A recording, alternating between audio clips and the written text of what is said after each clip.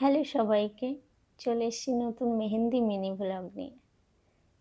তো এখন বাজে সকাল 10টা, আর আমি আমার ব্রাইড আসার অপেক্ষায়। তোমরা ভাবছো তো আমি বাড়িতে কেন শ্যুট করছি। কিছু কারণবশত আমি আমার ব্রাইডের লোকেশনে যেতে পারলাম না, তবে আমার ব্রাইড নাছোড়বান্দা, সে আমার কাছ থেকে মেহেন্দি পরবে। সো আমার ব্রাইড চলে এসেছে, তোমরা শুনে নাও ও কেমন কি মেহেন্দি পরতে চায়। হাই সুস্মিতা, কেমন আছো বলো? ভালো আছি। আচ্ছা, তুমি কোথা থেকে এসছো? আমি স্বরূপনগর থেকে এসেছি। আচ্ছা, আমাকে কোথা থেকে বুক করেছো? আমার ভিডিও কোথা থেকে দেখেছো? ফেসবুকে দেখেছি। আচ্ছা, তোমার রিকমেন্ড কিছু আছে কেমন আর্ট করবে? না না, তোমার মনের মতন করে করে দেবে। আচ্ছা ঠিক আছে। তোমরা শুনে বুঝতেই পারলেও তেমন কোনো রিকমেন্ড ছিল না, আমি যেমনই পরিয়ে দেবো তেমনটাতেই খুশি আছে। তো সেই মতো আমি আমার পছন্দ মতো ডিজাইন স্টার্ট করে দিয়েছি।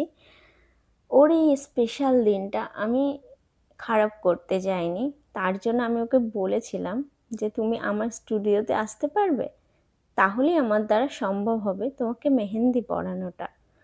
আমার এই মিষ্টি ব্রাইড সেটাতেই রাজি হয়ে গেছিল। সে বলেছে, তোমার কাজ আমার এতটাই ভালো লাগে দিদি, তোমার কাছ থেকেই আমি মেহেন্দি পরবো।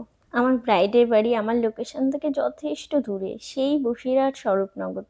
সেখান থেকে সে এত দূরে আমার কাছে মেহেন্দি পরতে এসেছে, এটা আমার কাছে অনেক বড় একটা পাওয়া। অনেক ফ্যামিলি আছে যারা বিয়ের আগের দিন কোথাও যেতে দেয় না, সেই হিসেবে আমার ব্রাইড এবং তার ফ্যামিলি খুবই অ্যাপ্রিসিয়েট করেছে ব্যাপারটাকে।